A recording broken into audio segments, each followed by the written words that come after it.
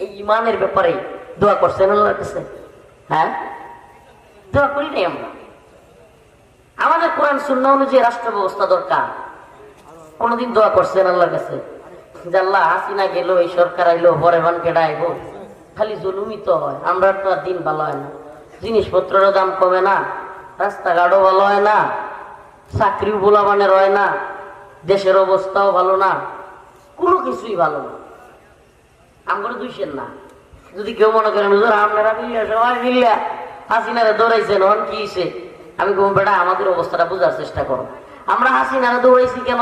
হাসিনার বিরুদ্ধে কথা বলছি কেন? সে ইসলামের বিরুদ্ধে গেছে, দেশের শত শত আলেমদেরকে কারাগারে গেছে, এদেশের শত শত আলেমদেরকে রিমান্ডে নিয়ে শাস্তি, রিমান্ডে নিয়ে নির্যাতন করেছে। এদেশে আলেমদেরকে কারাগার থেকে মৃত অবস্থায় হাসিনার কারণে বের করতে হয়েছে। যদি আমাদের কথা বলেন, আমি আপনাকে প্রশ্ন করব, বাংলাদেশে কোন দলের লোক, কোন দলের লোক মানুষ ক্রিকেটে ব্যাট বল খেলা ছক্কা চার মেরে সেঞ্চুরি করে? বলেন তো কোন দলের লোক 100 মেয়েকে ধর্ষণ করে সেঞ্চুরি উদযাপন করছে? আওয়ামী লীগ, ছাত্রলীগ। মানিক জাহাঙ্গীরনগর বিশ্ববিদ্যালয়ের ছেলে মানিক 100 আমার বোনকে, আমাদের বোনদের ধর্ষণ করে, ইজ্জত হরণ করে সে মিষ্টি বিতরণ করেছিল। ছাত্রলীগের পোলা, নাম কি? এই আওয়ামী লীগের অঙ্গ সংগঠন মানিক।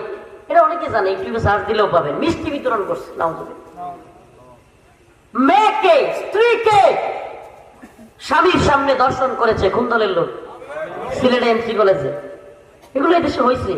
আওয়ামী লীগ যদি এখনো না বুঝে, এগুলো লজ্জা নাই। আমার যেটা মনে হয়, আওয়ামী লীগ যারা করে এদের সাথে বড় বেহায়া পৃথিবীতে মনে হয় না। কেন জানেন? কারণ যেই দলের নেত্রী তাদের নেতাদের বিপদের মুখে রেখে পালায়া যায়, এই নেত্রী এই দলের নিয়ে গর্ব নয়, লজ্জা করা উচিত। লজ্জা নাই, লজ্জা করেও না।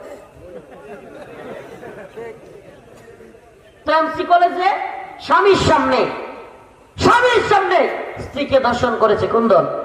একজন দুইজন না, কোন হারে দর্শন করছে এই আওয়ামী লীগ, ছাত্রলীগ। বিশ্বজিৎ রায় হিন্দু ছেলে, হিন্দু যুবক।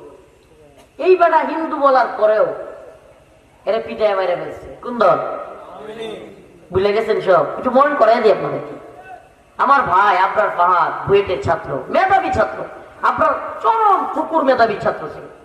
শুধু একটা পোস্ট করছিল, ভারত যখন বন্যায় মানুষকে ভাসায় নিয়ে যাচ্ছে, সে পোস্ট করেছিল, আমরা আপনাদেরকে টনকে টন ইলিশ দেই আর আপনারা আমাদের বন্যার পানি ছেড়ে দেন।